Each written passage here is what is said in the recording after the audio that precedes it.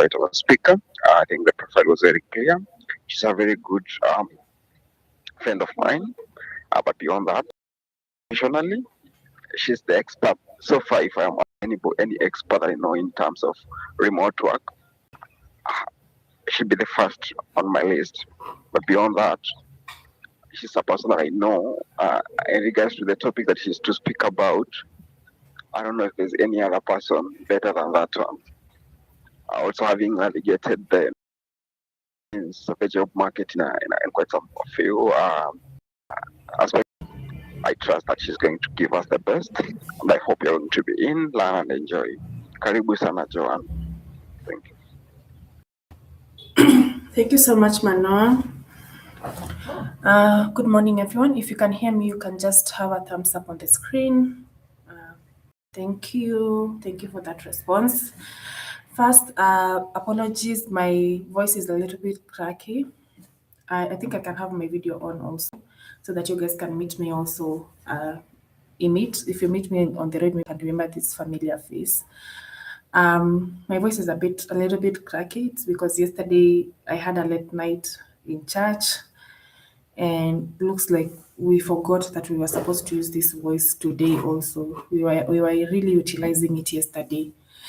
Yeah.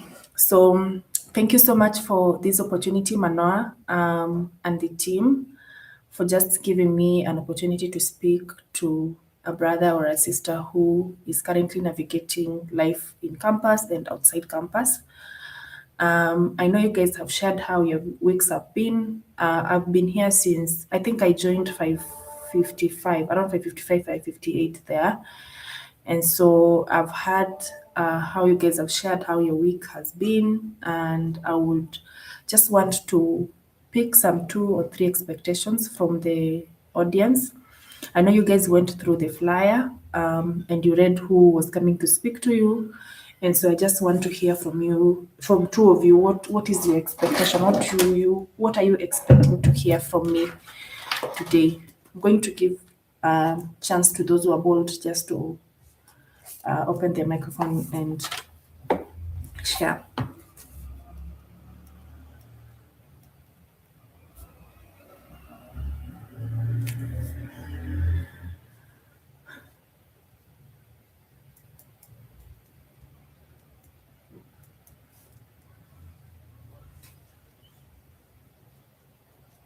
Any volunteer who will represent the group?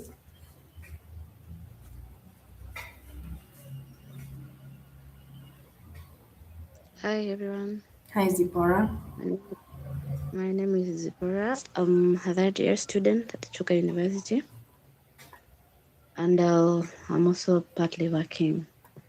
My expectation after this presentation is I'm hoping to get into remote work that can help me pay my bills and also change my life.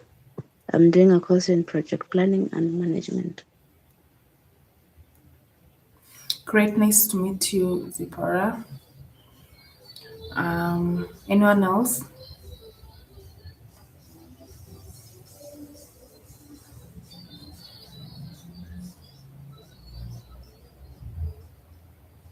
Yes. Hello. Hi, Gilbert. Hi, I'm fine. Okay, so for this session, I'm hoping I've been hearing of this thing, remote work, for a while. And to be honest, I've never attempted it. I've never thought of even trying until recently that I finished. So I think this is an opportunity. I want to see how it is done, maybe how people do get to those markets and to create those opportunities themselves. So I'm ready and I'm very eager to start. Thank you. You're welcome. You're in the right space. There's so much to learn. And we're just going to get started. So I'm going to start with a fun question and in the comment section. your mindset is as at now into this room. So maybe we are not in a room, it's not a physical space, but at least it's an online, wherever you are. And they gave you three options. The first option is that they're going to give you a high paying job that is paying you around $2,000 per month. I know you're just left school, so I know $2,000 is quite a lot of money on your end. And then there's an option B. You get $100,000 to start a business. And then option C, you get a fully funded master's degree anywhere in the world. If you want to go to Harvard, if you want to go to Yale, you can go and do the master's there. I know some people in medical want to go to London School of Hygiene. So which of these three options would you choose? I would really love to hear your answer section, and I'll be waiting to see. You can choose option C, depending on where you think you best fit, or what you think you can choose. If you will choose, Mana will choose option B. Oh, okay. Mana would rather get $100,000 to start a business. Zipporah would rather get a job that pays her $2,000.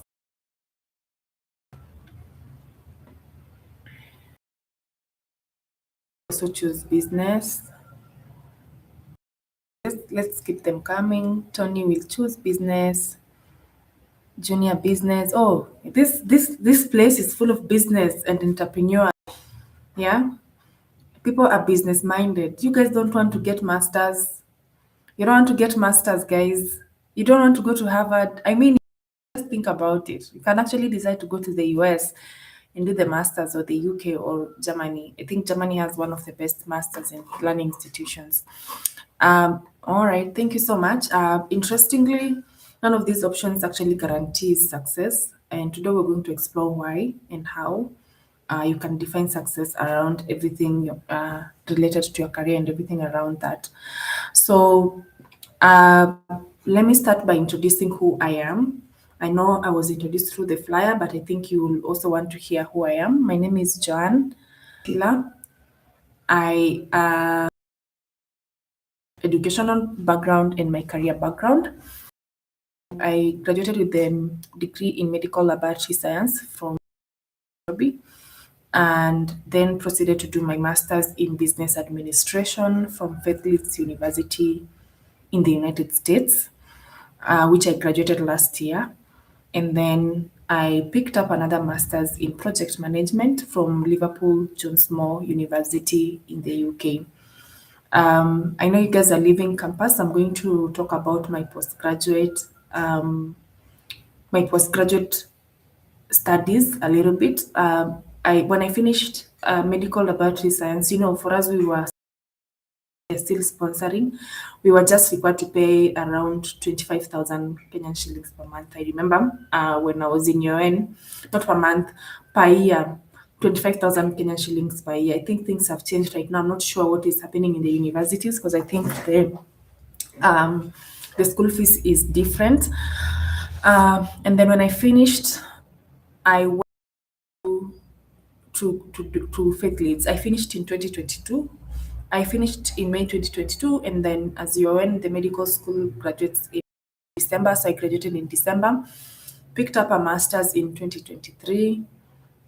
No, in 2024. That is 2 years after my campus. Did I want to do master's in business administration? No, I didn't want. For me, I wanted to do something to do with medicine. I wanted to go to Germany and do a master's in something to do with bioinformatics or something to do with molecular biology. And I did an internship in a company called Pathcare. I know you guys know Pathcare because it's one of the biggest laboratories in Kenya. And at some point, I was also in Lancet. And I remember working in those two places, and I kept on telling people, I don't think I'll continue working with you guys. I want to go to the Germany and do molecular biology, because I knew Germany education and it's a little bit cheap there. And As fate has it, maybe let me just say as God plans. God planned, and I didn't go to Germany. I remained in Kenya and continued to work. So I worked in that company and then started doing my master's in business administration. Why? At that point, I started getting some level of curiosity. It was 2 years after school. As I've told you, I graduated in 2022, and I started my master's in 2025. It was a 1 year master's. That is why I was able to graduate in 20. And I graduated in 2025. Let me tell you guys, we can plan. You can have fun and everything when you're in campus and everything around that. But I want just to encourage you that things can actually shift. The seasons normally shift, and God has a plan for you. You can actually be arranging right now that you want to go and do such and such a thing, or a business and everything around that, and God says no path. So for me, that is what happened. I didn't get to travel, but I sat in Kenya, and then I started getting some level of curiosity. I started working online when I was in campus. I started doing tasks online when I was in campus, and I used to get paid. When I was still doing my degree in medical laboratory science, in second year, I think I started catering for my bills. I started being paid almost 600 per day. 600 per day. Then it was good money as a campus student, given that we were staying in the hostel. And UN used to give us hostel at around 5,000 Kenyan shillings per year. It was very cheap. By the time you finish a year, an academic year, you just use like 35 to 40K to pay. Is it 35 or 25? Actually, it's 35K per year to pay for your own stuff and everything around that. So that money was just only for my upkeep and my things and whatever it is that I needed to do. So I used to do tasks that I was paid at least 600, depending on how much amount of work I put in. So if I put in so much work, I can actually even make 2,000. If I put in little work, is 600 Kenyan shillings. And so when I left campus, I had that curiosity of working first in the medical field. And I was so excited because I scored an internship in one of the biggest laboratories here in Kenya, Pathcare. You can go and actually search.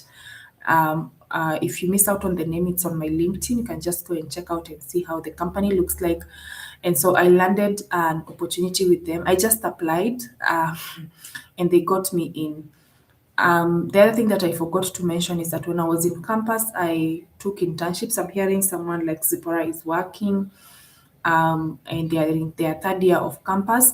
So please also don't just depend on attachments alone. Please try as much as possible to look for opportunities as those of you who are still in campus, like Zipporah, and those of you who have gotten out. Right now, you can look for internship positions to build your career around that.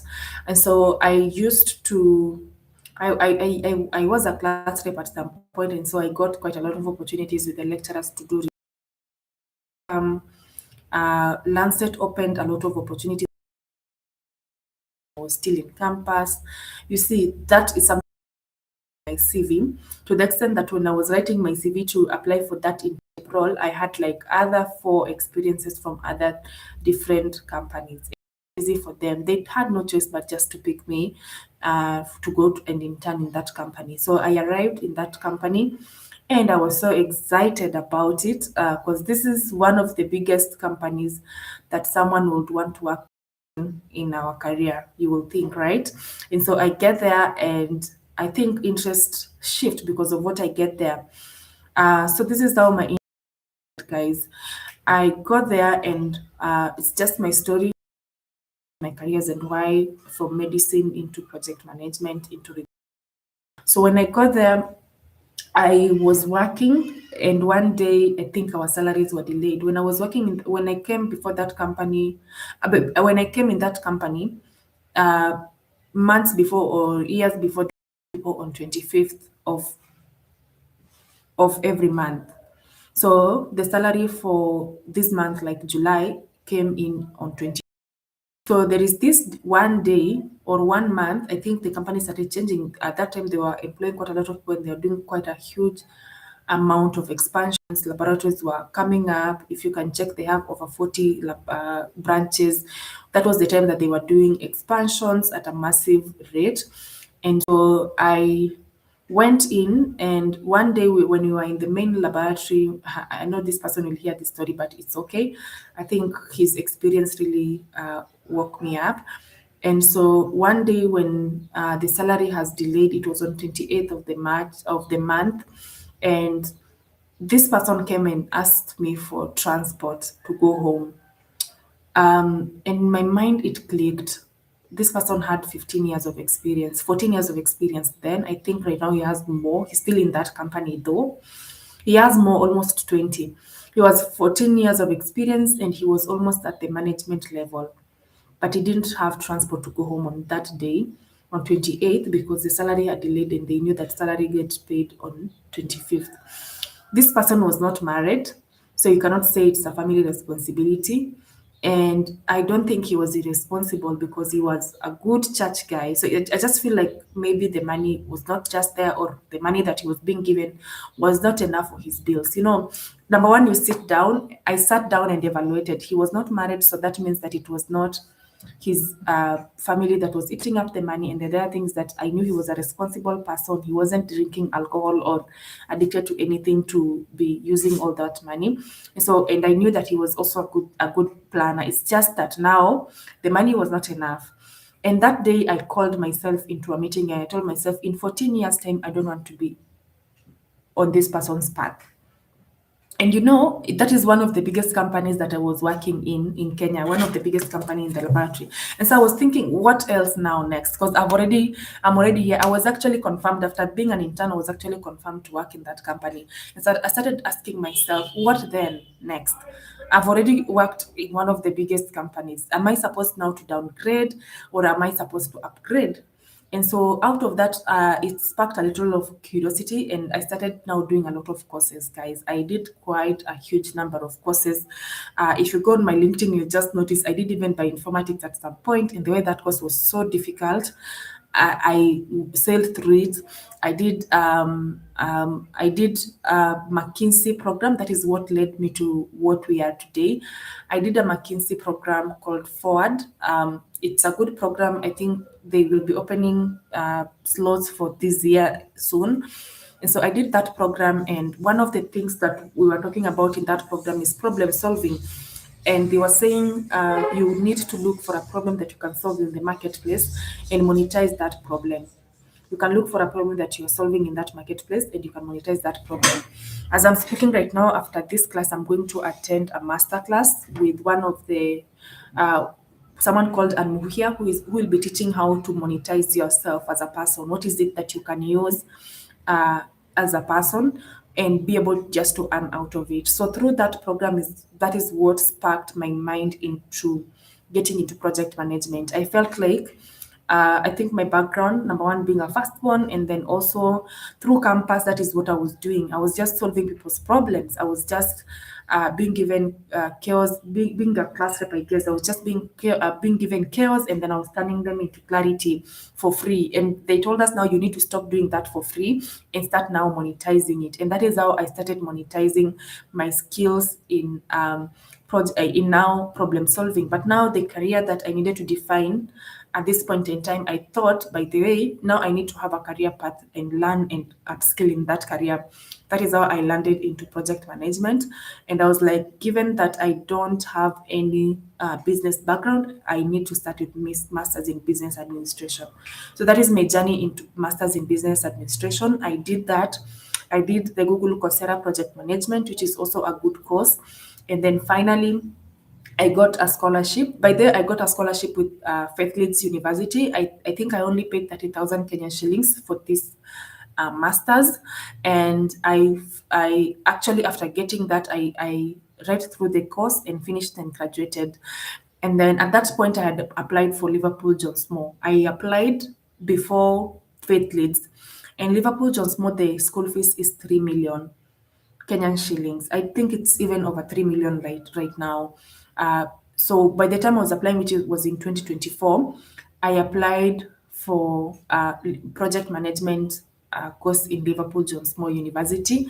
and they gave me a quotation, and they told me I actually applied, and then I also applied for a scholarship, which I was accepted in the scholarship, and I was told that they're going to pay 2,400,000 Kenyan shillings.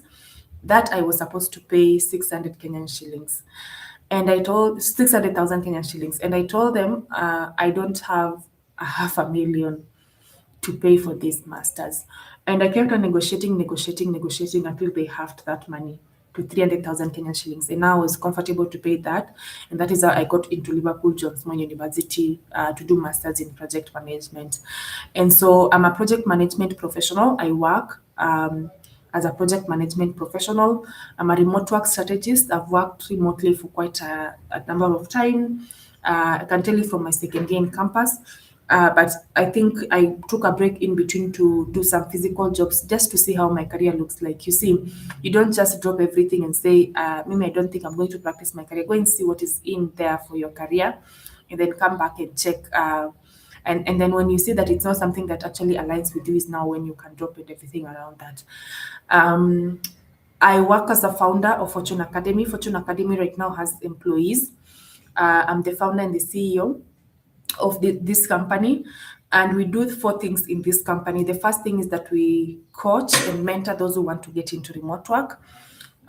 Number 2 is now we are introducing courses like virtual assistant, medical virtual assistant, bookkeeping virtual assistant, customer support, data entry, data annotation, social media, digital marketing, writing. There are many courses. Any course that is going to help you, any skill that is going to help you to learn a remote opportunity. We are teaching people those courses. The other thing that we are doing right now, the third thing that we're doing at Fortune Academy is that we are outsourcing. That means that we are connecting Kenyans and Africans at large with jobs in the US and the UK. We are doing outsourcing for that. And then the fourth thing that we are doing currently actively is that we are also being contracted as a consultancy to train companies for those that are already fully remote. We are now training them to do how to be productive in the remote workspace, and we are also training them how to transition from physical to remote, because there is a lot of AI, there's a lot of tools that people use, there's quite a lot of things that people do. Workwise, I'm a growth partner at the Institute of Project Management, which is located in Ireland. They reached out to me on LinkedIn. You're going to hear about that story later on how I was able to be contacted by this big institute to be their growth partner to represent the East African community. That is Kenya, Uganda, Tanzania, Rwanda, and Burundi. I think you guys know the East African community together with Ethiopia. And then I also work as a project manager at Altruistic in the US. So that is briefly about me and my story and my career story around everything that I've been able to do. All right, so I've been where you are. I was also confused at some point. I didn't even know what to pick. I think I told you I was even thinking of going to Germany. At some point, I was thinking, can UN give me a chance? So there's so much that I did, but I finished medical laboratory science. I started looking for opportunities, and then I learned digital skills when I was doing those opportunities that I was given. And then I started project coordination, and then I went into remote work. Developed a business, and then I got into entrepreneurship. And now I help others to build global careers. And my careers are not linear, guys. Even if you come here after 5 years, if you come to me after 5 years, after this conversation, I know you guys are going to remain with my contact, some of you, and you're going maybe to see 5 years from now, I would have evolved into something else. I will evolve into something else, because careers change, interests change. You can always shift. I mean, if you feel something is not working for you, you can just go to something else. So I would want to engage with you now that I've spoken so much. I would want to hear from you. True or false. My degree alone is enough to get me a job. You can type true, you can type false. Yeah. Benjamin, I'm going to answer you. I'm just seeing the question that you had asked. Yeah, you can type in the comment section. It's going to be an engaging session, guys. In as much as I'm speaking, you also get to engage with me. My degree alone is enough. False.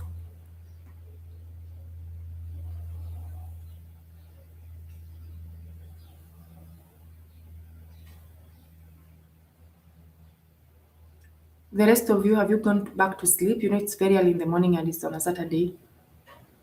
False. All right. Yeah, it's on a Saturday and it's very early in the morning. Someone can just sleep back to, and I'm sure some of you are listening from or listening me from their beds. It's false. All right. False, false. Oh, Chedwick. Chedwick, nice to see. I think Chedwick is one of the people from my community. The highest paid people are the ones, if that was the case, actually, the highest paid people are the ones with the highest education. And I think, guys, you can actually even check our politicians. I'll just give an example of that. I think they are one of the highest people that are being paid in this country. Well, at least we have a president that holds a PhD, so probably he deserves that because the amount of money is being paid because of his level of education. But you can look at other people, I mean, in the government, and you can just see that they don't have any degrees and they're getting paid more than you who has a degree. Yeah, more than you who has a master's, more than you who has a PhD. And guys, let me tell you, degrees don't matter. Skills really matter so much, especially in the remote work space. So I'm going to answer Benjamin's question. Remote work space, remote work is just any type of work that you can be able to do at any location. So for a company in the US and you are in Kenya. And this is specifically that you can work office. You know, I know there's some US companies that you can work for them in an office, but remote work means that you are going to work for these companies at the comfort of your home, sometimes in the beach, but I've worked remotely. I've never gone to the beach. Maybe I'll try that out soon. And then there is also anywhere, so long as you have the liberty to work anywhere that you want. Manuel is going to Busia. I've heard him saying that if he goes there, and he's working remotely, he can actually be able just to work there and be able to deliver. It's just the same thing that you're going to do in the physical setup. If you're an accountant, you're keeping the QuickBooks and everything around accounting, but now from an online location, whatever you are going to be, so long as you can be able just to deliver, that is remote work. And so the highest paid people are not the ones that have the highest education. The highest paid people are the ones who know how to package themselves, are the ones who are skilled, able to actually communicate whatever their skill is. Those are the highest paid people. And I'll tell you guys, I know I have a degree in medical laboratory science, and I normally compare the people that I left with campus and how much I'm being paid and how much they're being paid. I do compare. I don't live blindly. And I normally check the disparity in the amount of money. I'm like, oh, it's good. It's good I chose this path because I don't know if I could have been able to get there. So degree is never going to teach you these things. And actually, even me, these are things that degree never taught me. And these are things that are going to help you to get into remote work. Number one, networking. Networking is something that is very important. Build your networks. And if you want to work remotely, you want to work probably for people in the US, in the UK, in Canada. So that means that you cannot be having them, there's someone in Chuka, that is Zipporah, who is in Chuka. So Zipporah, you being in Chuka, you cannot connect with someone in the US, in the UK, when you're in a physical presence when you're in Chuka. So what will you do? You will LinkedIn. To use your LinkedIn to connect with this. I think you've seen that I'm working as a growth partner for Institute of Project Management. And I got that opportunity through LinkedIn. They talked to me on LinkedIn. They had gone through my profile and they offered me that opportunity. That's simple. Okay, it's not simple, but it's years of work because I've been posting on LinkedIn. I've been connecting with people. I've been growing my networks on LinkedIn. I've been speaking to people. I've been connecting. I've had a lot of partnerships. One that is most recent is that I've even gotten a partnership with one of the first institutions in Nigeria that I'm going to train their course. And it's through networking and building my network on LinkedIn. The Nigerian institution reached out to me on my LinkedIn DM recently to just tell me that they had considered me to do a training on a course in project management for the institution remotely. So networking really matters. Number two, communication. Are you able to communicate about your career? Are you able to articulate and say what you do? Are you able just to say who you are and what you do and the problem that you're solving in the marketplace? Are you able to do that? Because it's something that it's very important right now in the marketplace. You cannot actually be able to get to where you want to get to without communicating your value, communicating the value that you're going to give, the impact that you're going to have organizations, and everything around that. Number three is personal branding. Personal branding is such an important uh, detail in your career. Right now, social media is here, AI is here. When I train organizations on remote work and productivity, I always and constantly remind them that you have to be on social media. That is where people are selling. You guys, I know you guys are on TikTok. I know you guys are on Instagram, but most likely on TikTok. As you can see right now, each and every business is on TikTok. If they are not live, they're posting. If they are not posting, they're live. All right. So people are actually shifting. AI is here. Personal branding is going to change. And then equally also social media is here to stay. You remember when Facebook came in 2007? Facebook came in 2007, and I remember we were being told it's for devil worshippers. I remember I was born at that time, and we were being told it's for devil worshippers, and we were being discouraged from posting. I remember we were even being told, please don't post your things online, and we were given some level of fear. Right now, the pastors that were telling us that Facebook is devil worshipping, they're the ones who are now going live on Facebook and also posting on Facebook. And they came in very late. And I'm just wondering if we could have not been instilling fear in people then in 2007, where could we have been as a country? Because people have really monetized their Facebook accounts and have earned millions from Facebook accounts at the comfort of their homes. The other place is the other thing is AI. I'm also seeing a lot of shame in AI. I mean, people are using AI. I know that people who are using it so badly, but people are using AI and some people are just shaming it each and every time. And it has just arrived. And so think about it in 10 years, given the story with social media.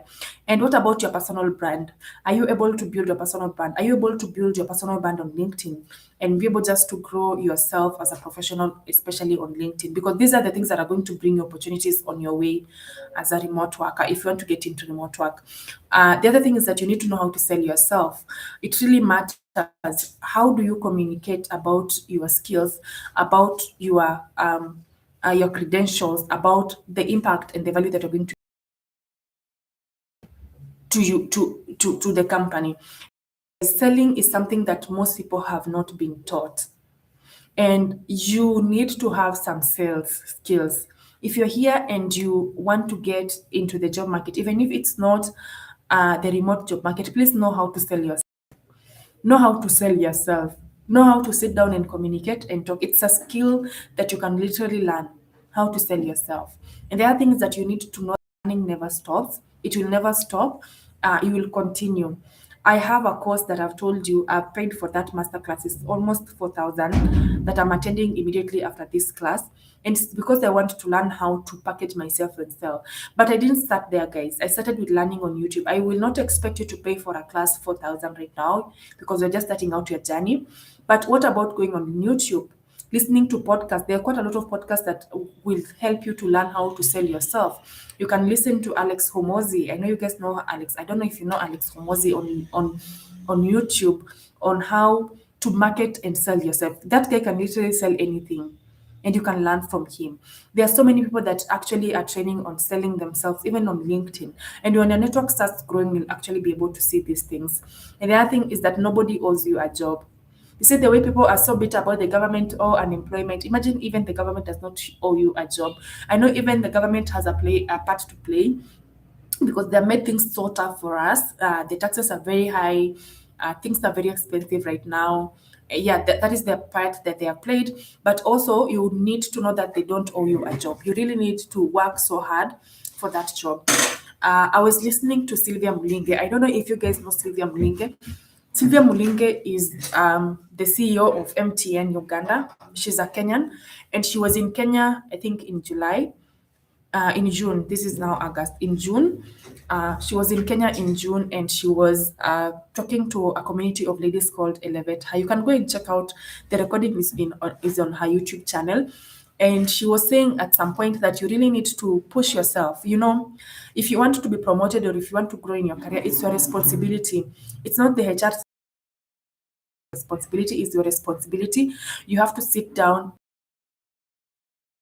learn the skill that you don't have.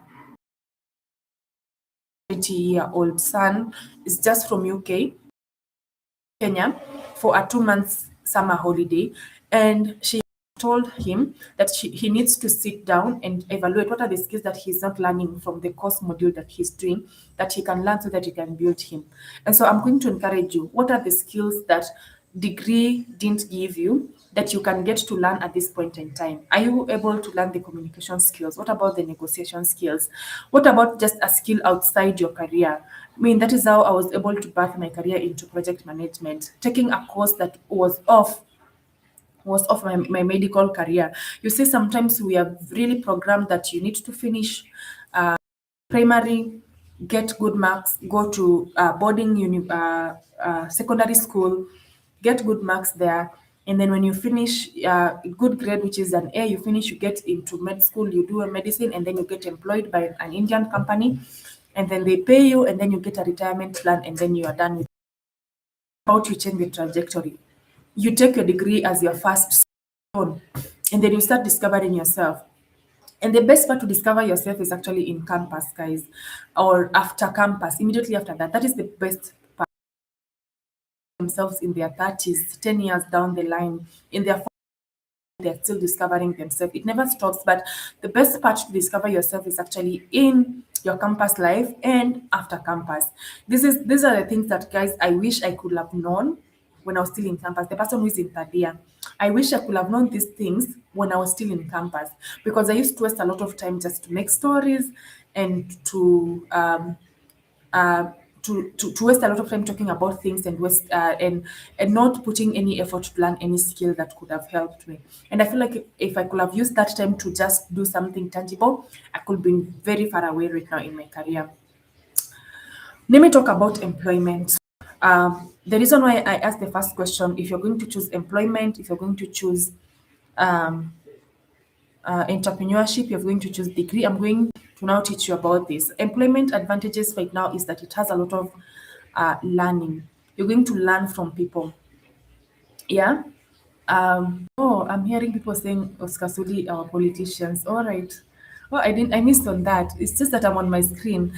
Anyway, the advantages of learning, of employment. Number one is learning. You're going to learn quite a lot of things. That is what employment taught me. And guess sometimes you can get yourself in a bad situation. Like for me, when I got to Pathcare, I know I've spoken about the positive side. When I got to Pathcare, I was thrown into marketing. You see, I got there, I worked, and then I was confirmed. And then when I was confirmed, I think the laboratory manager just thought that I'm so good in marketing because I could express myself. I could, Gen Z is the way we are. I could express myself. I could just go ahead and tell him, me, I don't like this. If something I didn't like, I would just express. I could take initiative. I mean, if I see a patient's blood that has been there for a long time and people are just competing on doing, I could do it. And so this person thought, I think John is the best person to be thrown in marketing. And now I was removed in the lab and I was placed in the CBD. Someone in the CBD resigned. And so I was placed in the CBD and I was put to be in charge of the CBD branch. Guys, that is 2 years into my career. I had just finished campus. I had just finished campus, 2 years into my career. Even 2 years was not there. It was not even 2 years. I think 1.5 years. I was put to be in charge. I don't think I even finished a year in that company. Let me just be honest. I think 6 months later, and then the 7th month, I was thrown to Nakuru. And then when I finished Nakuru, I think I stayed in Nakuru 1 month, sorry. And then I came back and then I was thrown in CBD. I didn't stay in that company by there for 1 year, I've remembered. I stayed there almost 8 months and then I was given to lead the CBD branch. So my work was to talk to clients, to make sure that I facilitate the growth of that CBD branch. I was in charge of the revenue. Guys, the revenue there, I got it when it was at 200,000 Kenyan shillings. That's something I'm so proud of. And by the time I was leaving, it was around 400,000 Kenyan shillings. I don't know if it's still there or if they have gotten to 1 million, but I doubled it. And I stayed in that branch for 5 months because I was so tired. I didn't want to do anything with marketing. I didn't want to do anything with marketing at that time. But for now, I now understand how that experience was such an important thing to me. And so, guys, as you go into the marketplace, as you start your career as a campus student and everything around that, please have a learning mindset, because this is one of the mistakes. I'm coming back as a big sister to tell you. This is one of the biggest mistakes that I made when I was starting out. I was busy grumbling. I was busy complaining instead of learning how businesses are run. I was busy complaining how I have done a degree in medical laboratory. Why are you guys sending me into the market to start marketing? Why am I thinking about revenue? You guys are telling me I need to double the revenue. I was getting 400. Imagine I had gotten from 200 to 400 in a span of 4 months. And I was still being given a lot of pressure. And it was a high pressure job. There's a time that we were being called for meetings at 6 a.m. 6 a.m. Yeah, and you're supposed to report at work at 8 a.m. So 6 a.m. you guys are supposed to be in an online meeting, but at 8 a.m. you're supposed to be in CBD. You see, even your time, your personal time is taken in. Sometimes the boss could call you at midnight.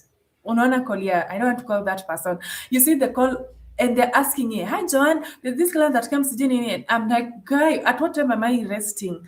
It was some time level of toxicity. I hope they have changed. I know they are going to see, maybe they're going to hear or something around that, but I hope they have really, really changed with that.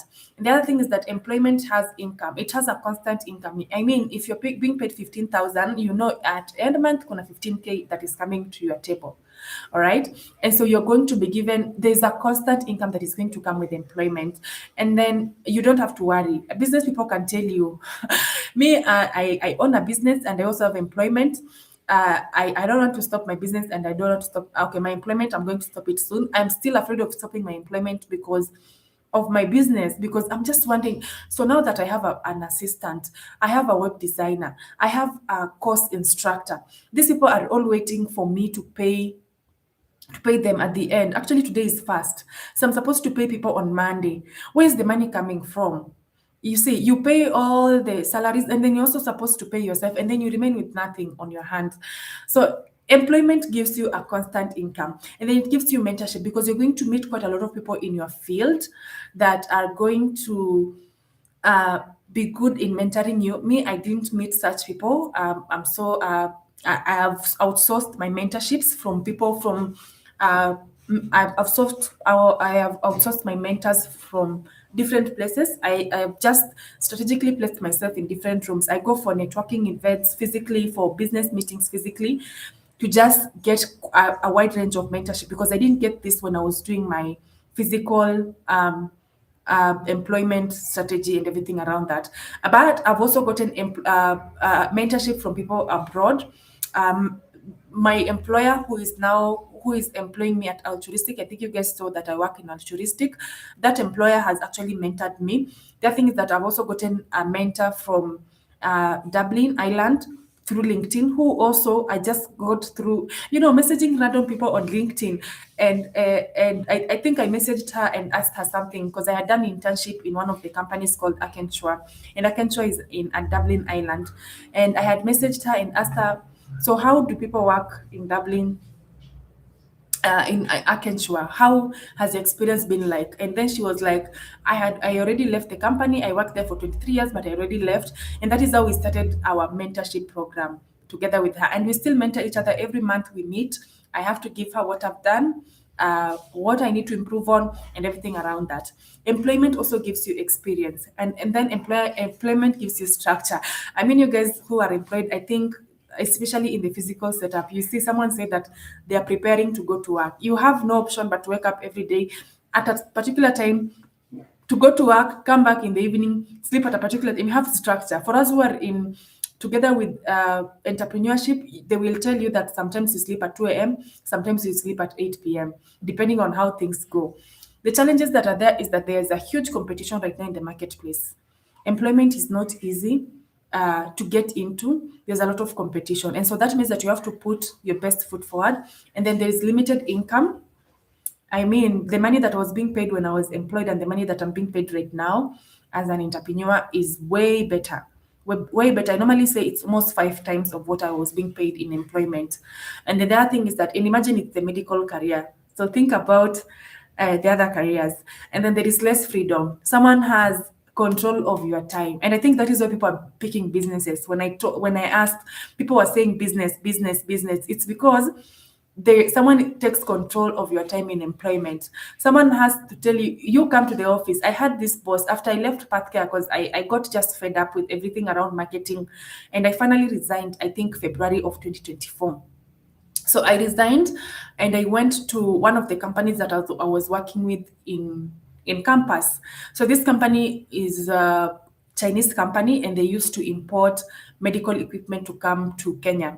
And so I had worked with them in campus, and so they had reached out in February if I wanted to go back at a better salary. You know, in campus they used to pay me, but it was just a stipend to help me to just grow. And that is why I'm telling you that if you're in campus, please try as much as possible to look for this opportunity, even if it's a volunteer.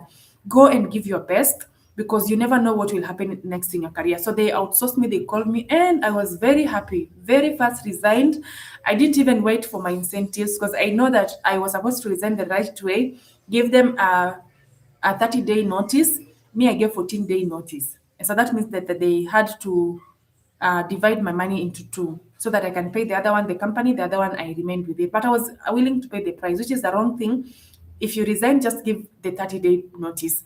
So I went back, and I remember that employer of mine was a Chinese boss, where I think I moved from fire. Oh, it is the frying pan to the fire directly. That is what happened, because now this Chinese boss, what he was doing is that we didn't have much work in the office. So we went, and most of the times we were just sitting on our phones because we didn't have work. Because it's employment and you're being paid end month, you have to be there. And so I had to arrive at the office at 9. When you get there at 9:02, guys, you get a warning letter. 9:02, and I tell you 9:02. It's not that I've added to those 2 minutes was so important. When you clock in with that card, because we had a card to get in. When you clock in with that card, he was already in the office. That guy could wake up and just be in the office 8:30 so that he can wait to see what time you guys are coming in. Just come in 9:01. He will tell you you are 1 minute. Actually, he will text you. I still have the messages up until today on my WhatsApp. He will tell you you have come 1 minute late, and he's going to give you a warning letter. All right. And then you are supposed to stay from 9 to 5 doing nothing. You guys are just sitting and watching each other. Because if he gets you also on your phone watching something else, it will be a whole, yeah. So I think I didn't just like that environment. And that is why when I left, I was like, no, I'm not going back to employment. I think I was like, I'm not going to back to a physical employment. Let me go back to a remote employment. And that is how I started my journey into remote employment, because remote now gave me a chance that I didn't have to be always on a matatu. You see, Kenyans, reality is going to hit you, especially for those of you who are in Nairobi. You wake up very early in the morning, 5 a.m. You take a shower, you prepare to go to work, you leave the house 5:30 to get to the office 8. How many hours between 5:30 to 8? That is almost 2 hours 30 minutes. All right? That is wasted on the road. And then you get to the office, you work from 8, you leave the office 5. 5, you have to go to the CBD, wait for a matatu. By the time you board a matatu, it's around 6:30, because line ya Super Metro pia inakungoja. And then you get there 5:30, 6:30, you get to the house around 9, because also there is traffic. How many hours are those? From 5 to 9, almost 4 hours or 5 hours, plus the 2 hours, 30 minutes that you had wasted. Those are 7 hours. You know, you can use those 7 hours to actually build a business. And that is why sometimes I normally encourage that remote work is something that you can try out. There's some level of freedom. There's some level of, you can take control of your work. You're still working, yes, for someone. You clock in to work 6 hours per day. But at some point, you don't have to be waking up, preparing for jobs, and everything around that. You can channel those 7 hours to do something else, and then clocking you do another time. And that is how I got into entrepreneurship. That is how I got into entrepreneurship, because I started working remotely, and then I now started doing what? Doing entrepreneurship. With the 7 hours that were remaining. The advantages in entrepreneurship is that I don't know, it has, I think, interchanged. The challenges with entrepreneurship is there's unlimited growth. The advantage that is there is freedom. There's a lot of freedom, and then there is ownership. Imagine it's something of your own. You're really proud of something that you own. Entrepreneurship is something that you own on your own. And then there's a lot of impact around that you can make through the society. The challenges that you're going to get is that there's a limited growth. I think this first thing has been misplaced. My apologies. I think it has been misplaced. There's a limited growth, but I don't think there's a limited growth. Given that I've actually done entrepreneurship, I think it's misplaced. It's supposed to be limited growth. So it's supposed to be massive growth, actually. I think the wording has just been misplaced. Given my experiences that I've really grown in entrepreneurship, I think 2 weeks ago, I met one of my networks. This is a person that I attended a dinner last year. I gave that story on my Instagram stories 3 weeks ago. So this person, I attended a dinner at Emara Ole Sereni in Nairobi last year around December, and she was one of the speakers. And I looked at that woman, I was really admiring her. I admired her so much, and I said that I'm going to work so hard so that next time I get to a level that I'll be speaking to this woman. I get to a level that I'll be speaking to this woman. And so I went home and worked hard. And so, as fate has it, or as God just makes his ways, I went for another business forum in Nyeri around 4 weeks ago. I think, yeah, around 4 weeks ago in July, when July was beginning. I went for another business forum in Nyeri. So when I was traveling there, I was seated next to a girl that I normally see in church over and over and over again. And so this girl, when we get there, we had a conversation and she asked me, what do you do? I see you in business forums, but we never get to understand what you do in the business forums. I told her my business and what I do. And she told me, I think I know a network that you guys can really gel together well. You see, guys, I didn't know who this network was. And then she tells me, were you in the business dinner at Emara Sereni? Because she was also there. Were you in the business dinner at Emara Ole Sereni? I was like, yes, I was there. And then she was like, you remember this girl and this girl who was speaking about this and this and this and this? I was like, yeah, I remember that girl. And she told me, yes, that is the network that I want you to connect with. And you know what she did? She connected me with that network. And I got a chance to go and sit with her. I stay in around Ngong Road, so I was able to get a restaurant around Ngong Road, and I was able to go and sit down with her, with that network. And guys, I was speaking about social media management. I was speaking about the knowledge that I've gathered in business, how to grow a business, and everything around that. And that lady was telling me, "How have you been able to learn all these things, given your age?" And I was like, I think I've just been forced because of my business, because I started growing my business, and then I noticed that I need to reach out to more people on LinkedIn, and so I started learning how to pitch. And then I learned that I need to learn how to market, how to sell myself. I need to learn how to use AI. I need to learn how to make images using AI, ChatGPT, and everything around that. And she was like, I think I'll have you help me with my company to train them on different things about these things. And now we are actually exploring a partnership with that lady because she's also a busy person. I'm a busy person. Meeting is very difficult, but we are now exploring a partnership that we're going to do together in that career or in regards with her company. And so that is when I actually came and noticed that I have so much growth and so much knowledge that I've just gained through my entrepreneurship journey. But now entrepreneurs will tell you that there's no guaranteed income. You know, entrepreneurship, you're depending on customers, you're depending on clients, and then there's a lot of pressure, and then there's a lot of risk, and then there is it requires a lot of patience when it comes to entrepreneurship. You're going to deal with employees. Let me tell you, even me, my employees are taking me left, right, center, middle. Sometimes you even stand in the middle of your house and you just shout because of how employees are taking you. And so there's a lot of patience that you need to learn through that. The advantages of further studies is that you can have specialization, and then you can do research or you can do networking, and there's also career progression. You can actually network with people in your class and grow them. Now that I am someone, now that I am in Liverpool John Moores University, I get a lot of networks from UK, from Ireland, from people from that country, and then you can specialize in one thing, and then you can also research. I just want to remind you that degrees don't replace skills, and a master's without experience can leave someone unemployed. I've told you that I coach people who want to get into remote work, and recently I got someone who has a who had a PhD. She has worked for 20 years. Start with diploma in Kenya. You start with you start with the diploma, and then you go to postgraduate diploma, and then you go to masters, and then you go to. Lady had done all of that. Started with a diploma in biology, went to degree in biology, went to masters in biology, did a PhD in biology, or postgraduate in biology, did a PhD in biology, never once, and now she's telling me when I was meeting her at that point in time, she had started another diploma in another career. She's telling me she hasn't gotten any opportunities, and now she's planning to start afresh another diploma. And I was telling her, I don't think it's good for you to pay for another diploma. And then she's telling me she wants to start, then again go to PhD. I know she's in her 50s. And I'm telling her, I don't think you need another diploma at this point in time.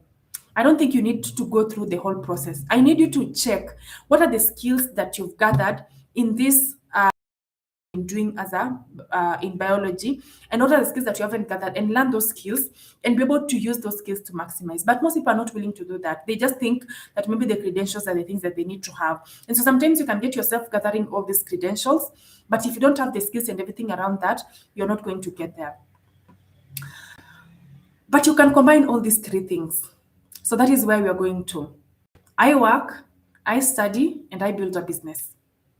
And I've gotten a work that really helps me to be flexible. All right, I work remotely. My work is actually a sync type of work. I work 5 hours in a day, and I choose when those 5 hours are supposed to be. So sometimes I can wake up very early in the morning, work up until at some point, and then I start building my business. I also study at the same time. All right, and also there are things that I have to fill my mind with, because given now I'm an employer, you know, I have to be ahead of the game with my employees. So there are books that I'm supposed to read, there are podcasts that I need to listen to, just to grow my capacity and my knowledge around things. All right. The world has changed. The world has actually changed. And now there's so much on AI. If you don't know how to use AI, guys, go and learn how to use AI. If you want to get into remote work, number one thing that you need to learn is how to use AI. There are many tools that you need to learn. One of them is Google Workspace. Another one is Microsoft Office. There is Canva that you need to learn. You need to learn Notion. You need to learn ClickUp. If you want to get into a career into remote work, you have to learn those things. And I know, guys, I'm going to say much more about remote work. They are not included on my slides because I think speaking about remote work comes seamlessly. It's something that I've done for years. And one thing that I normally tell people is that if you want to get into remote work, first evaluate what is it that you have. Do you have the degree? Have you done the degree? Yes. What are the skills that you don't have? First, choose a career. And I normally say that a career that you're choosing, sit down and have an evaluation. The first evaluation that you need to have is that you need to check what are the skills that you have. You've gone through campus. Let me use Manoa as an example. I know he did a course in medicine. So Manoa is my friend. So I'm going to use him for this example because I think I know him at a personal level. So he has done career in medicine. Those are the skills that he has gathered. Manoa is very passionate about business. I feel like so he's very passionate about business and growth and everything around that. And then he can actually also combine whatever he's passionate about, whatever skills he has, whatever he's passionate about, and what is the marketplace looking for right now. And so if I sit down with Manoa, given that he's my friend, I'm going just to say, the way I've sat down with him, if he wants to work remotely, I'll recommend that he's going to pick a career in medical virtual assistant. That is how you get into remote work. Number one, evaluate. What is the skill that you have? What have you learned in campus? My dear, you've done your degree. Well and good, faithful servant. I wanted to use that. You've done your degree and you've gotten your degree. Some of you have just graduated. Some of you have gone for interviews. Some of you, I'm seeing they're applying and getting into interviews. I will ask you, what are the skills that you've gathered in your degree? What are the skills that you've gathered in your degree? And then what are you passionate about? Are you passionate about businesses? The reason why I've recommended medical virtual assistant for Manoa, it's because medical virtual assistant has an aspect of also helping the doctor to build the business for them. All right. And then lastly, what is the marketplace saying? You can be passionate about something, you can be skilled about something, but the market does not does not want that person. You say it's not employing someone in that career. So choose, evaluate those three things, and then package yourself around that. So whatever your skills are, whatever your passions are, and what the marketplace say, package yourself around those things. And then number two, learn how to use AI in those fields. Learn the tools. So if you're going to choose to be a medical virtual assistant, you need to learn like HIPAA certification. You need to learn the medical terminologies. What about the insurance? What about growing a business and strategizing with the clinic when you notice that the sales have gone down? Are you able to speak to the customers? What about the customer service? What about your articulation? Are you able to sit down and say something and the customer is going to listen to you? Are you also proactive to follow up on opportunities, or you're just seated? All right. And then after that, you try and combine that with AI also, because AI is here and it's here to stay. How can you use AI to integrate? What are the AI tools that people are using in your end? And please, guys, AI is not ChatGPT alone. There are many AI tools like Gamma, like Higgsfield, like Hagen, 11 Labs. All these are AI tools that people are using in the remote workspace. Can you learn those things? The world has changed. Right now, people prefer working from home. You even hear business people saying, today I'm working from home, because they have left people in the office that are doing that. And they can also tell the employees, today you guys go and work from home, because there is massive technology that is coming up. Things are changing. All right, things are changing. Elon Musk actually tweeted a few days ago on Twitter that right now AI and robots are going to be all over in the world, and they're going to make the economy to be very great, and it's going to be to grow around that. And so, are you able to sit down and check these things, and then explore global hiring? For those of you who are going to interviews, I hope you are also prepared that the answer can either be yes or no, because you also get a no. In case for me, I was even interviewed at some point. I was told that the next step is to be onboarded. And those people have never contacted me up until today. And they told me that I had passed the interview and I wait for onboarding details, all right, to be onboarded into the company, to start work. And I've never been contacted up until today. I followed up and nobody replied to my emails. And so also be prepared for those rejections. Be prepared for no, and explore global opportunities. So many global opportunities online. Right now, we are starting the month of August. In September, there is a huge surge of hiring. This is where most people get hired into remote work in September. September through to November, September, October, November. Please utilize those months. Why? Because right now people have gone for summer holidays. Someone is going to come back and resign. Someone is going to come back and with a new budget to hire a person to help them with their business. And so this is the time that you really need to be very aggressive, to work on your CV, to work on your LinkedIn, to work on your packaging, to work on your communication, so that when it gets to September, you are good. Also freelancing to build your skills. Let's say right now working, all right, in your physical setup, and you want to get into remote work. What about take up gigs that will allow you to work so that you can build your experience as a freelancer? And then after that, now you get into remote work fully. There is also the gig economy, and then there is also personal branding and digital economy. Those things are coming up, guys. If you don't have a personal brand, could you explore? Some of you are so good at posting on social media. Don't mind posting on your WhatsApp status every day. Today I have eaten chicken. Some of you mukishakosewa WhatsApp status is where you mnasema and don't try me again. All right. Some of you, if you have a relationship issue, unakuja kutupostia WhatsApp to tell us na iwe funzo to everyone. Some of you actually memes, you keep on posting as memes every left, right, center. I mean, you even have relationship advice. Instead of advising us about relationships, guys, can you take that opportunity and start posting things that are meaningful, and start growing your personal brand online, because you're living in the digital economy, all right? You don't have to post for us the food that you've eaten every day. Yeah, some of you, I think, chips every day in our store. So you keep on posting for us every day. You can post once in a while, but not every day. Instead of posting every day, please post for us the things that you're doing, the things that you're growing, so that someone can spot you. No, nobody knows a silent expert. You can be an expert in something, in graphic design. You can be an expert in AI tool. But if you're quiet about it, who will know? Who will know, guys? I think you guys hear about a common quote that closed mouths don't get fed. I mean, if you close your mouth, there's no way you're going to feed, because there's only one route. And it doesn't mean like that also. If you don't open your mouth and speak about what you do proudly, no money to feed you through that. Use the digital platforms to speak about your skills. Designing is something that you're going to learn.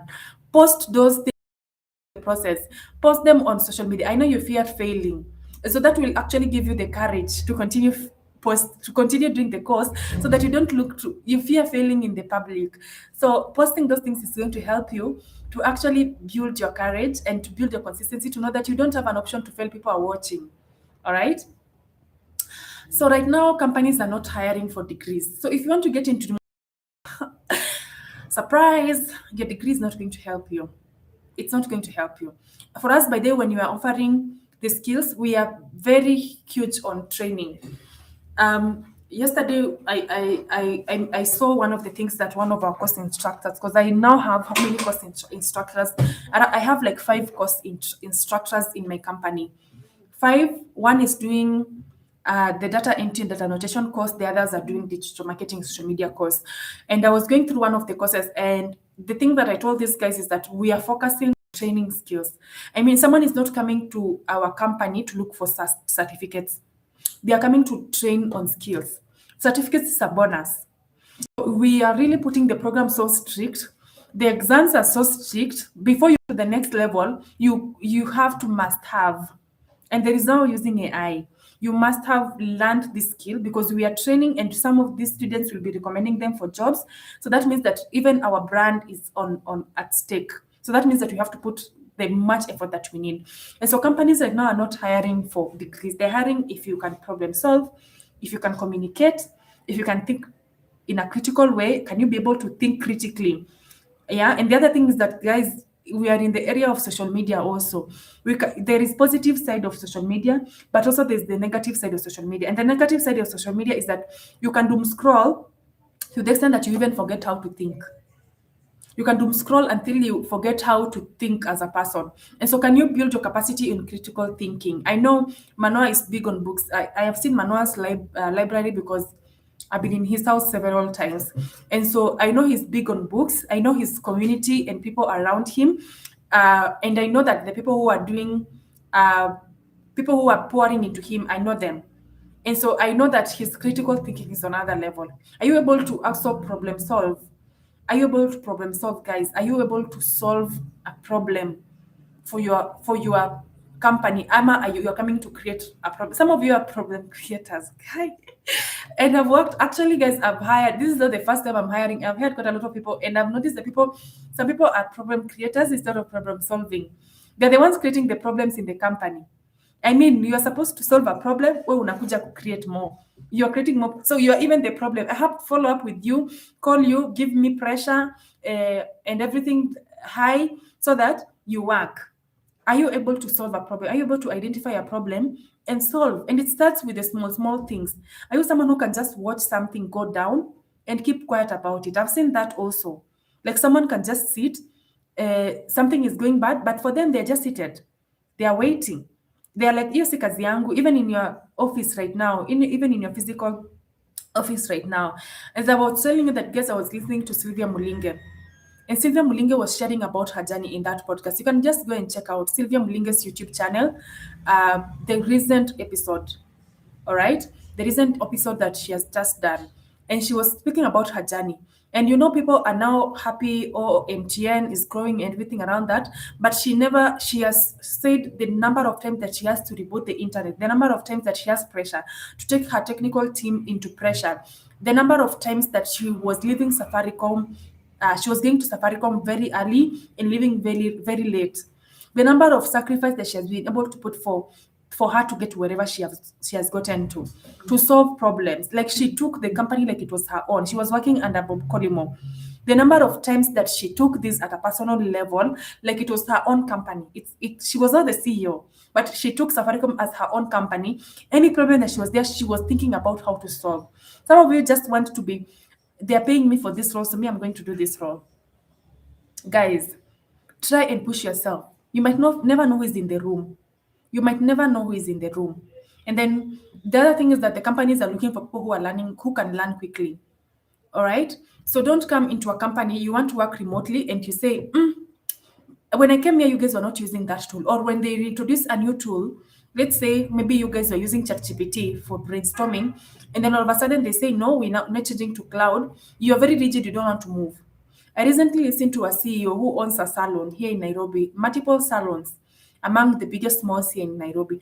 And she was giving her story on Anmuhia's YouTube channel. And when she was giving her story, she was saying this, that she changed the system. You know, salon business has a lot of theft. I don't know, you guys are still young in business, maybe you have not started, but for me, I've learned quite a lot of businesses around here. Salon business has a lot of theft. And so she created a system to try to integrate that theft. And she has an app where once you finish with a customer, you log in, how much, and the payment details of everything. Because people used to write and they go and they add another zero to the end. Maybe a customer has paid 500 Kenya shillings, they go and add another zero, and now she has to again pay extra from her pocket. And so when she introduced this system, she said most of her employees were very resistant about this platform. They were like, oh, me, I don't know how to use a phone. Oh, me, I don't know how to use a smartphone. And they're always on TikTok. Oh, I cannot be able to use that platform, that app, I cannot be able to use it. I cannot learn that. Aki mimi sijui. Like, you're just giving an excuse because you don't want to learn a software. She said that she fired the whole team and started afresh with new people. Why? Because they were not willing to learn. They were not willing to be flexible. They were busy grumbling. They were busy. Imagine, guys, even if you don't like the boss, you might learn something with this tool that they have introduced that you will use in your next career. And then, are you reliable? Yeah, one thing with my remote work journey is that you can hire someone and they're always busy. You tell them, please deliver this. I had a website designer that I had for a certain company when we were starting in Nigeria. Um, and when I hired him, he was a Kenyan, and I was so happy. Now I've hired a Kenyan. I think we'll now have two Kenyans in the company. And the Kenyan person every day, niko tao, oh, niko busy, I had emergency in town, oh, sijui nani. And that guy, even in his onboarding session, he came very late. He was being onboarded. He's the one being onboarded into the company. He's the new person. He comes in 20 minutes to the end when the onboarding session is done. We've called his phone, he's off. His WhatsApp is not going. He's not anywhere to be seen. And then he tells you he had an emergency, he had to take care of it. And you're like, why didn't you communicate earlier so that we know how we can reschedule this for you to take care of your emergency? So can you be a reliable person also if you want to work in the remote workspace? I'm almost done, guys. So I'll take in a few questions. If you have any question, you can type in or you can just raise your hand. I'll give a chance to that. Some of the skills that employers are looking for in the remote workspace, number one is communication. Are you able to communicate well? The other thing is teamwork. Are you able to work with a team? You're going to work with someone from the US. My company that I work with, Altruistic, have people from US, another one from China, another one from Nigeria, another one from Cote d'Ivoire. You see the way you work, quite a lot of people from different companies, from different cultures. Are you able to embrace those different cultures and have a teamwork with them? The other thing is that, are you able to problem solve? I think I've talked about problem solving. What about adaptability? Are you able to adapt the new systems? AI is here. There are new AI tools that are being introduced in your career. Are you able to adapt? What about time management? Can you be able to manage your time so well? What about leadership? Are you able to take initiative, be proactive, and take the leadership and just be able to sail through that? And then the digital literacy. Are you able to learn? I coach people into remote work, and before I start, I normally have meetings with people. I tell someone, do a simple task like uploading a document on Google Drive. Guys, that thing people hawajui karibu wote. A lot of people don't know how to upload a document on Google Drive. There's a time that I even told someone, please share with me the link. They don't know how to share a link. You tell someone, please share with me the link to your LinkedIn. They don't know. They don't know how to do that. Are you able to actually learn these things and have some digital literacy? What about project management? Because it's also something that you need to learn, and AI. The technical skills I've just mentioned, there are so much more according to your career. If you're going to do medical virtual assistant, if you're going to do data entry, if you're going to do virtual assistant, if you're going to do customer support, HR, accounting, project management, social media management, website design, graphic design, software development. There are many careers that you can do remotely. engineering. Let me tell you, I even say that right now, if you're an engineer and you want to work remotely, just position yourself as an engineering assistant. What you're going to do is that you're going to do the administrative work. You're going to do the paperwork, the things that the engineer is supposed to do on the laptop. You're going to do that for them, and they're going to pay you a lot of money. And if you target people from outside Kenya, it will be even a plus for you. Are you able to? These are the technical skills. So if you're able just to identify the career that you want to get into remotely, learn the technical skills there. These are the general technical skills for each and every person. The CRM tools, video conferencing, ChatGPT, Asana, ClickUp, Notion, Google Workspace, Canva, PowerPoint, Excel. These are the skills that you need to learn, the technical skills. These are the general skills. But as you narrow down into your career, what are the skills that you need? Hard skills. What are the myths that we have is that a degree guarantees you employment. No, it gives you eligibility and not employability. Degree is going to give you the eligibility. It's good, guys. Go and get that degree. Me, I'm even planning to do a PhD starting next year. Let me finish my master's. I'm going to take up a PhD. I told myself, so before that year, I'm going to get a PhD. So I'm going to get a PhD. I'm going to enroll for it next year. Let me finish first with this master that I'm doing.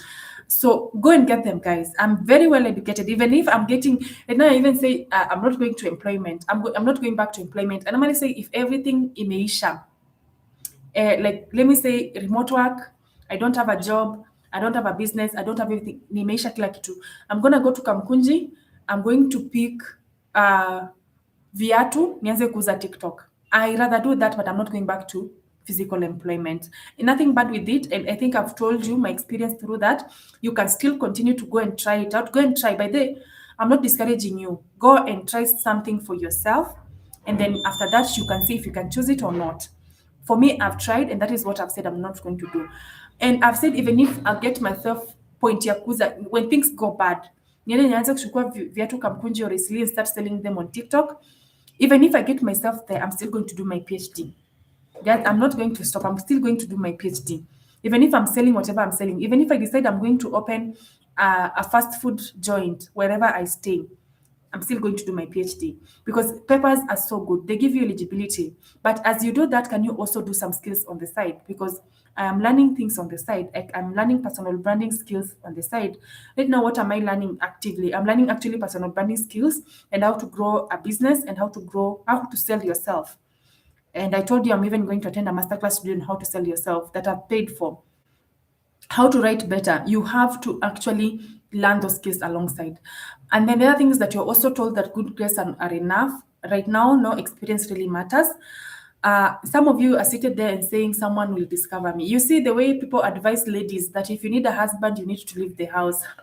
I am a lady because sometimes I sit in those forums. I'm like, oh my God, you guys are actually being encouraged to leave your houses to go and look for husbands instead of looking for things to do. Anyway, so someone will discover me. Guys, visibility creates opportunities. I've told you that closed mouth then don't get fed, and nobody knows a silent expert. You have to speak about your craft, you have to speak about your skills, you have to speak about your expertise. The other thing is that networking is corruption. No, you don't have to pay. I'm a Christian, born again Christian, a staunch Christian that is, and I've never, guys, paid someone any money for bribe, even facilitation. All right. These things that I've been able to do, I've just been able to do them through my own networks and everything around that. The other thing is that you're being networking is actually building relationships and share stories of your. This one I was supposed to share a story of my students. I think it's just a note that came in here. And the other thing is that you hear remote jobs are scam. They are not. They work. The reason those people who say remote jobs are scam are people who don't want to put in the work. If you see someone has just sat down and told themselves, I want to be a virtual assistant, and they sit down, they learn the skill, they perfect on their CV, they perfect on their LinkedIn, they are packaging the interviews skills, the 1 minute introductory video, the AI interviews, the salary negotiation, those things, if they're able just to sit down and someone does that, they're going to get into remote work. And if you reach out to people on LinkedIn and look for opportunities, you're going to get into remote work. Thousands of people work remotely every day. I even have a community of people who work remotely. Yeah, quite a lot of people. And right now we're having partnerships with Nigerians. I have quite a lot of partnerships that are coming up, and you guys will just be able to see. I don't know if you guys will see, but if you take my number, you can join my community. You'll be able to going to have with some of the Nigerians that we have gotten. Happens quickly, guys. It's a process. Up and got myself wherever I am. Refer to the podcast with Sylvia Mulinge because that is the last thing that I listened to yesterday when I was about to sleep. So I know I've referred to that podcast very much. So the reason I'm referring to it is because that is the last thing that I listened to yesterday before I slept. My apologies about that noise. That is the last thing that I listened to yesterday before I slept. And she was giving an example of her daughter. Her daughter had climbed Mount Kilimanjaro, and she was saying that she's a 17-year-old, and she didn't wake up at the top of that cliff. She had to practice. She had to do dieting. She had to do a lot of gym work and everything around that to be able to get to be on top of Mount Kilimanjaro, which was her dream. And so the same thing with her, that she didn't wake up and became MTN CEO. I think she even gave a whole story. Go and watch that podcast. I think it's 1 hour and something minutes. You can go and watch it. That she didn't wake up and became and got herself as the CEO of MTN. There has been a process. There are times that she was bullied. She was even telling us that sometimes even the female bosses were bullying her more than the male bosses. She was even rejected in Tanzania at some point because she was taken from Safaricom and she was supposed to go and be a CEO of one of the telecommunication companies, and she was denied a work permit, and now she had to come back to square one, and Safaricom had to look for a position to fix her back. And so she shared her journey. Nobody wakes up at the top of the mountain. Joanne didn't wake up with the 2 masters that she has. I didn't wake up with the business that I have. I didn't wake up with the degree that I have or the career that I have. Success compounded slowly. I built it step by step, slowly. So if you thought that you were coming here and I was going to give you 100 ways to earn money online in 30 minutes, it doesn't work. It doesn't work. How to earn $1,000 in 5 minutes online, guys, it does. It does. If you're gonna pay someone to teach you that, you're the one who is going to facilitate that money that they are looking for.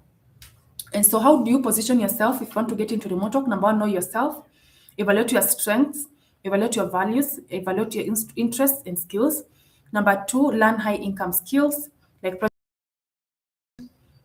supporting, marketing, data, medical. Number three, build a strong LinkedIn digital footprint. I always say that LinkedIn should sell for you. When you're sleeping, you should be making money on LinkedIn. And we are going to do a challenge in September that we are going to get people on how to market yourself on LinkedIn and how people just reach out and pitch to clients on LinkedIn. And then number four, you start before you are ready. Volunteer, freelance, intern, build projects. You can go and check some of the volunteer opportunities that I have on my LinkedIn, quite a lot. I've worked with the UNs at some point as a research coordinator. I've worked with the company that I told you, the Chinese boss. I worked with them. I worked with so many companies when I was in campus as a volunteer with no money. Even Lancet at some point I worked with before they started paying me. All right. And then number five is learning never stops. So never stop learning. Your degree is the foundation and not the finish line. Today, those of you are not going to work. I know some of you have gone to work. Those of you are not going to work. Can you listen to a podcast today? Can you learn a skill today? Can you read a book today? To yourself. So the 5 things that I want you owe yourself that success that you're looking for. Your first job won't define your future. As you can see, guys, I am not working in Pathcare, so my first job is. And I've told you, if you come to me 5 years later, the conversation might be very different. I might have gotten an interest in something else. And for me, I normally say that I'm a very ambitious person and I have so multiple interests. And the interest that I normally have, right now, what I'm thinking about is that I build a business for 3 to 4 years. Once it's stable and it can stand without me, I move to the next one. I just oversee the other one as I move to the next one and start building another one. Even if I go, people even say that you need to invest in 7-fold. Also have one thing. For those of you who are in employment, don't just think about one thing. You can have 7 things coming in. And I use Mano as my friend because he's my friend and I know a lot of things that he's doing. He owns multiple businesses, and at the same time, he also has a career that he's running on that he's uh, uh, using at this point in time. So try as much as possible. Those are different multiple streams of income. Have multiple streams of income. Yeah, me, I have a remote job and I have a business and I have a YouTube channel. And I normally say that all these things have to bring revenue into my channel, and I'm still going to build more businesses. I'll just, when I finish the one that I'm building right now, and now I'm able to delegate and I can just be at a level where I'm overseeing things, and I'm saying, okay, I just need to sort out the most important and urgent things, and I now have more time on my table. I move to the next business and build, because I've heard you guys praying before we started. I know that you guys are Christians, because God really wants you to build His kingdom, and one way that He wants is that you need to finance. You cannot say you're building God's kingdom and you are just seated multiple businesses, not because you want to be rich. I don't think a lot of money like Elon Musk and be walking around and saying, I have these billions of money in my bank account. For me, what I'm doing is that I'm building businesses to create revenue that is educate people's children that don't have school fees. I'm in the medical field. I'm still in the medical field. I really love the medical field with passion, and the reason why I started the business is because I wanted to build uh, an income that can help me to just boost some of our facilities, because you guys can go to our facilities and see what happens there. I recently had a sick person in the hospital, and that is Kenyatta Hospital to be precise. And for the past, from March, because the person died, I think the person died on 23rd of June. But for those months that he was in that hospital, it was a huge hassle. Giving one of the people who was in the front line to take care of him, it was a huge hassle. A lot of money was going into that, and the facilities were not working. ICU beds were not enough. At some point, I think the reason why he died is because we were not able to get an ICU bed for him. And so I'm thinking, if you are going to have multiple streams of income, why don't you, if God has given you that opportunity to just build things and have multiple streams of income, why don't you have those multiple streams of income and go buy ICU beds for Kenyatta? Because I know if you buy and donate to them, they're going to accept, and go and build a hospital in Turkana. I have someone in Marsabit who was giving me information that there's a child who died there recently because of a sickness that could have been treated, and it's because the facilities were not there. So think about this as not amassing wealth for yourself also. Think of this as an opportunity to also grow people in other communities, because I'm just thinking, if that child who died in Marsabit recently, if she could have had a chance to get into a better facility, she could have been saved, because the diagnosis that came out from after she died, it was something that could have been treated, given that now I have a medical background. So think yourself as someone who is going to create change into the world. And I normally say that if you think about others, if you think about the change that you're going to make into the world, it motivates you to do these things, guys. It motivates you. If you think about yourself, you're going to be very miserable. Think about others and how you can grow through that, and you'll be very encouraged. And when you think about others, you'll walk into hospitals, you'll walk into schools, you'll go into those remote. I was in Kilifi at some point, into those remote areas of Kilifi. When I went for a burial one day, and I noticed that the children, they are not going to school, they're getting married very early. I mean, those are things that disturb you, and you come back on your laptop and you start working and you have many ventures. But as you have many ventures, as I've told you guys, I'm building one business. Once it's stable and I'm able to release it for people to just run with it, I be the vision bearer, I move to the next one. Don't also build multiple things all at once. You'll be very tired. You'll be very tired and very overwhelmed. Build one thing, release it, and then move to the next one, and then release it. That way it's going to make your work easy. But if you decide that today I'm going to start this and this, you'll come and tell me next week that you're very tired and your mind is very blocked and you don't know, you haven't done anything, but you are very tired. And the other thing is that learn continuously. Sit on YouTube. We normally call YouTube University. Most of the things that, even that network that I had pursued from last year's dinner, asked me, how have you been learning these things? I told her mostly YouTube and ChatGPT. YouTube and ChatGPT. Attend master classes. On LinkedIn, there are quite a lot of master classes for people in the US, in the UK, that teach these things. Sometimes I sit on my laptop up until 1 a.m. just to listen to one person from the US or the UK. They're teaching something that it can help me in my career. I think is have good relationships. The reason why I am here to teach you guys is because of the relationship that I have with Manoa.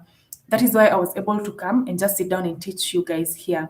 I relationships really matter. I have a speaking engagement in Nigeria. I'll be doing it remotely.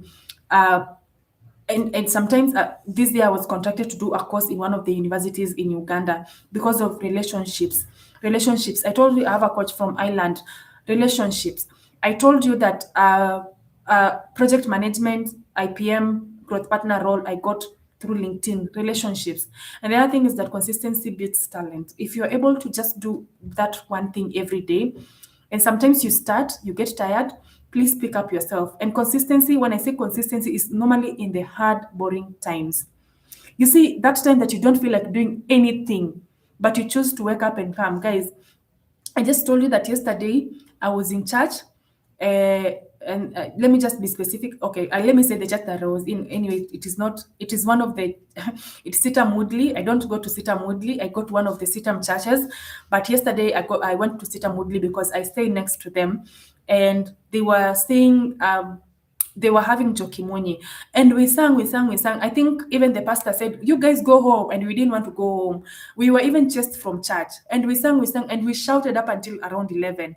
And my voice, by the time I was leaving, I couldn't even hear my voice. But you know what? I still woke up, and even in my tiredness, the other thing is that also yesterday I woke up very early in the morning to work from 4 up until 11, and then I went for a wedding. I woke up very early because I knew I had a wedding in the afternoon. Okay, I had a wedding during the day. And so I woke up very early, and early in the morning to work, from 4 to work. And then I went for a wedding. And then after that, I passed through church. And then I came back. Today being Saturday, it's supposed to be my rest day, but I still woke up, even despite the difficulty and the hard time, to make the sacrifice to show up and do the things that I need to do. So your future is built up on what you do after graduation and not what happened before graduation. Whatever happened before graduation already happened. Now here that you are graduated, you have graduated and you're moving to the next level. That is what your future is built on. Thank you so much. I'm going to take any questions. If you want to reach me, you can WhatsApp me or you can call me. The number is just actually on my screen. Or you can email me at joanne@fortuneacademy.com. We have a free webinar tomorrow on how to get started as a remote worker at Fortune Academy. I'll be teaching on how to get started as a remote worker in Africa. It's free of charge. You can join us tomorrow for such an impactful session. But you have to register. It's free of charge, but you have to register before. We have over 300 people who have registered, and I don't know, I wanted to close the link, but let me extend it to you guys so that you guys can register and join us tomorrow for a free webinar. Thank you so much, and over to you, Manoa, before I start answering your questions. Thank you, Benjamin. Thank you so much for the session. I see there are questions that the hands are up. I believe those are questions. I think you can go with those ones before I take charge. You can just maybe take the questions from those hands that have been raised.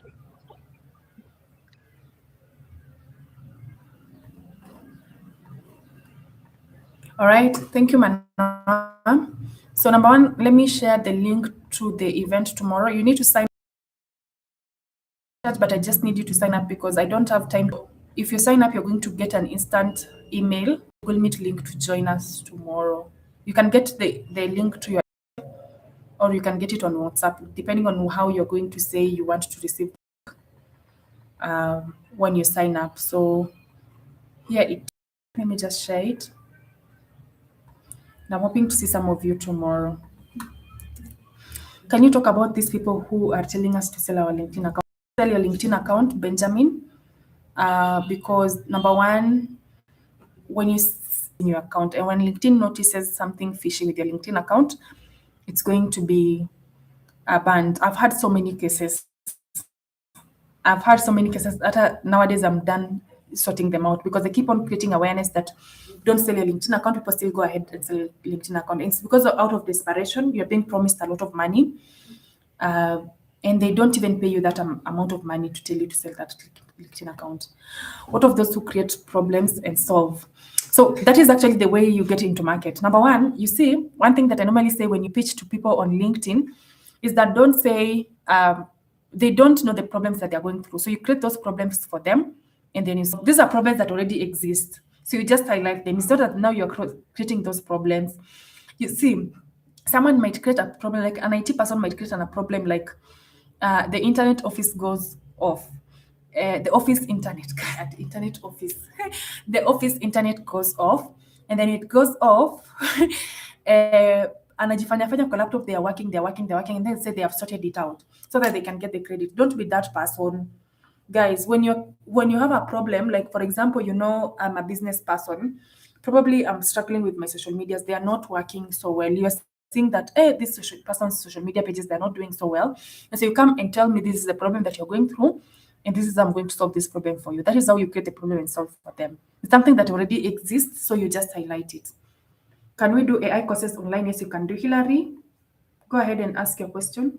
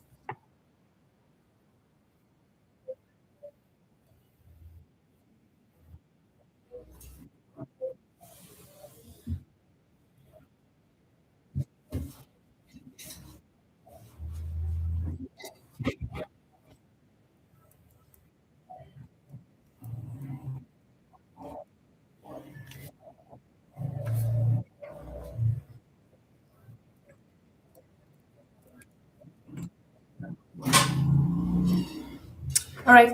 Thank you so much for the question, Hillary. Let me start with my YouTube channel. It's Joan Batila. I've just typed it there. Number two, good news is that I've been able to record this session, and it's on my YouTube channel. So I'm going to share it with Manoa. He's going to share it with you. If you've missed something, you can just go ahead and check out. On my YouTube channel, there's also the webinars that we've been able to hold. We normally have webinars every once in a month. So each and every monthly webinar is there. We have sessions. I'm working on a video. It's supposed to be uploaded today. It was supposed to be uploaded today at 8 a.m. But because I'm recording this on my YouTube, I requested that the episode goes on at 8 p.m. today. It's about Fiverr and Upwork and how to get jobs there, freelancing platforms. You'll be able to learn in detail about that. Getting clients on Upwork and Fiverr. Fiverr works on project-based. Let me just touch on that. So you post a project there, and then a client is supposed to reach out to you to get those services. So if you're going to work with Fiverr, you have to really position yourself so well and make sure that your project has good stars. And I normally say that for you to get good reviews on Fiverr, you can actually decide to give the first 3 people in your project free access or a less amount of access. Like you lower your price so that you can get 5-star, and for them to give you a 5-star, and make your project also good so that someone does not rate it at 1, because if they rate it at 1, then it means that your project is going to go down. So try as much as possible to create a good account, have a good project on Fiverr, and get recommendations and reviews on that project. And then that is what is going to boost whatever it is that you're doing on Fiverr. When it comes to Upwork, you are now sending out proposals. The client is the one who says what they want you to work on. And I normally say that when you're sending your proposal, please emotionally connect with the client. People buy from emotions. You see, even right now, the way I'm doing my business, if you're able just to learn how to connect with people's emotions and really understand what they're going through, talk to them well, like don't be too official. Have a little bit of connection with them. People buy from emotions. So you try as much as possible to write that proposal in an emotional way. And I normally say that you try and put this, at least these 4 parts. Number one, the person has said they have a problem. That is why they want to hire you. So what is that problem? Number two, how is that problem affecting them? So probably they want you to help them with their LinkedIn magnet or LinkedIn lead generation. So that is the things that are there on Upwork so much. So LinkedIn lead generation, you tell them this is the problem that you have. This is what the problem is costing your business or is costing you as an individual. And then this is the skill. Talk about the skill that you're going to use to solve that problem. And then lastly, what is the impact that they're going to work to get or value when they work with you, Hillary, that they're not going to get when they work with another person. All right.